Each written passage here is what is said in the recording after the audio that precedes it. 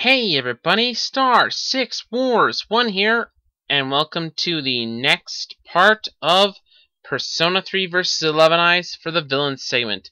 For this one, we're going to be taking a look at the Black Knights vs. Strega. Now, I would like to point out, why did this take so long to make? Frankly, I had a very hard time choosing the winner. I'll get to that more closer to the end, but I just want to mention that, yeah, kinda had a hard, difficult time. So, which one is better, which one is not? Well, let's find out. We're gonna start off with the Black Knights. These people are the ones who are keeping Lizelot contained in her seal. They're basically the protectors of the world.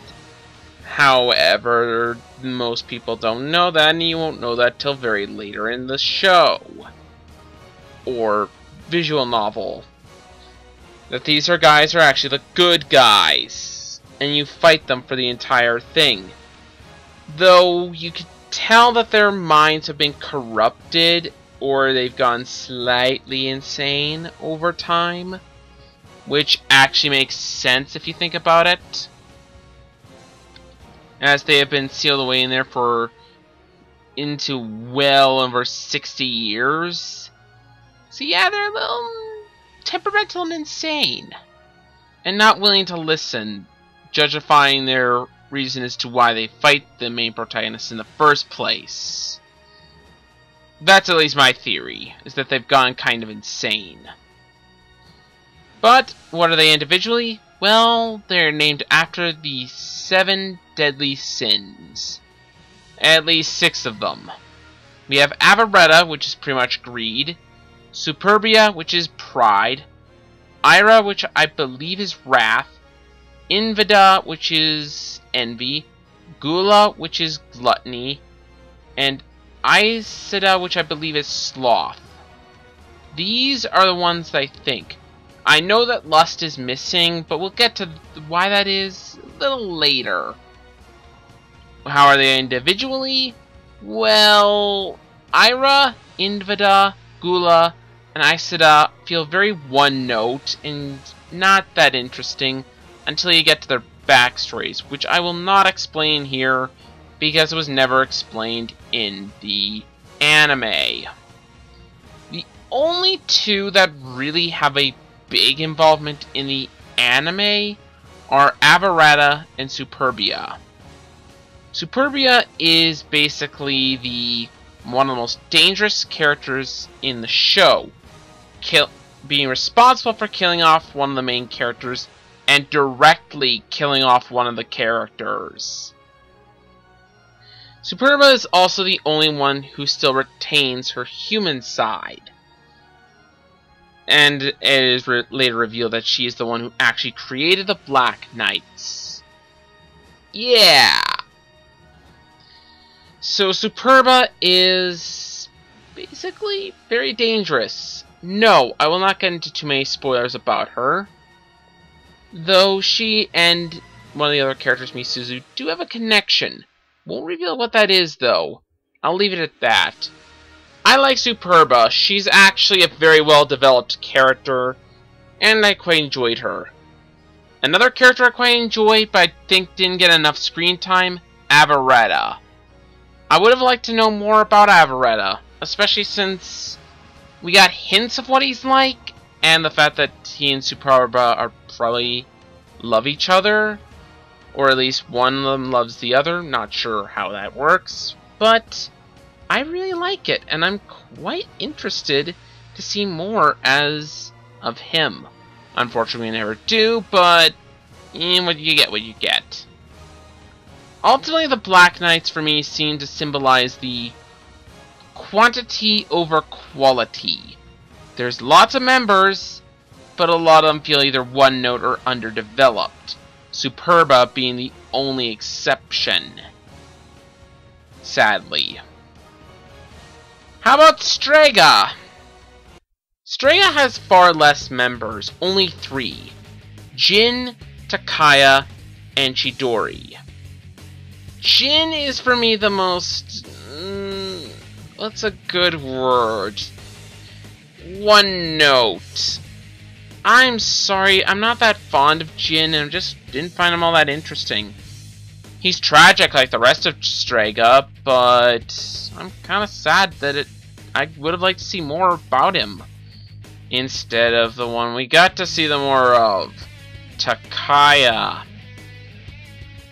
Before I continue on, I would like to do my voice actor moment, because Takaya is one of the last voice actors we have to talk about because he has a different one from everyone else. His voice actor is Derek Stephen Prince.